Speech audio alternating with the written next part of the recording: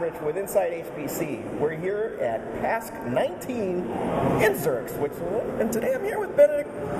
Benedikt, thanks for coming on today. Can you tell me more about your work and your role in computation? Sure. I'm the computing manager for the IceCube Neutrino Observatory. So we're a neutrino detector located at the South Pole. And so basically we detect neutrinos. We're focused on astrophysical neutrinos. And as a computing manager, I'm basically in charge of everything from sort of enterprise software as the email to large-scale grid computing. Okay, so there's a physical container computer down there? There is. So we run, so we have data acquisition and then sort of data filtering. So we run about 100 servers for data acquisition and then about another 500 cores for data filtering. Okay. And then on top of that, we have resources in the Northern Hemisphere for computing. Okay. Well, Benedikt, the reason we were talking today is there was a panel last night, and you didn't get a chance to comment because we ran out of time. But the issue was these new architectures keep coming up, and people are getting saddled with, well, what do I do with my old code? I'm being told to write new code, and I don't have the resources. Yeah. So are you seeing that in your work or in your community? Yes, I mean, we have pieces of software that are fairly old, that are, Fortran 77, etc. And they are, 20 plus years old, and nobody really has the time and the money to maintain them in that way. I mean, there's more focus on the science maintenance than there is on the code maintenance. So, I mean, as you can see, still using Fortran instead of something like C or C++. And, it was once, a thesis student's project, or a PhD student's project rather, and now it sort of isn't being brought into the modern world in that respect, because Fortran is sort of, not necessarily has gone away, but I mean, it's been sort of eclipsed in some ways. Right, so today we have multi-core, we have accelerators, all this that didn't really exist back then. Yeah.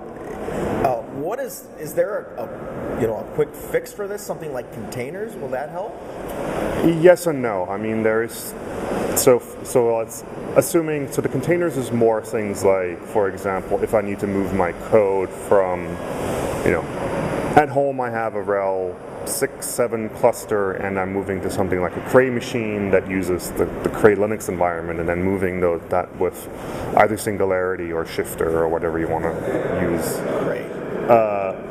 But then, if I look at things like accelerators and things like that, there is no quick fix. Yeah. Just because, you would have to use something like OpenCL, CUDA, etc., which are not necessarily supported by the programming language. So you would either have to tear it all down and start fresh, or come up with some way how to sort of quote-unquote transpile the code to be able to run on those accelerators. Right.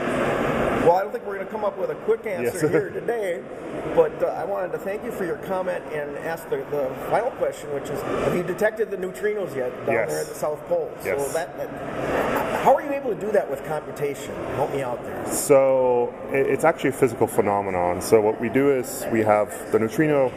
So basically, we have particles that go down coming from the south. Let me put it this way, and going from the top of the detector, and then there's particles that go through the bottom of the detector up.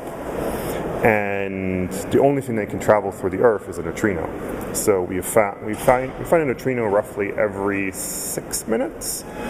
But the issue is that most of those are generated in our atmosphere, so they're mundane. They're terrestrial. They're terrestrial, but we have found several hundred, or about 120 now, that are at least look like extraterrestrial, and we have found at least one that we know of that is most likely extraterrestrial. And what does science hope to learn by finding is it a proof of concept? Or, no, I mean, so we actually had another experiment called Amanda, which was the proof of concept for IceCube. Mm-hmm. So this is basically, so we have something called cosmic rays, which hit the Earth basically every several thousands of times every second, but we don't know where they come from. So, and neutrinos is sort of one way how to figure out where these cosmic rays come from, because they're one of the few things that point back to their source. Gotcha. Okay. Well, hey, Benedikt, thanks for coming on today, and have a great conference here Thanks. in Zurich.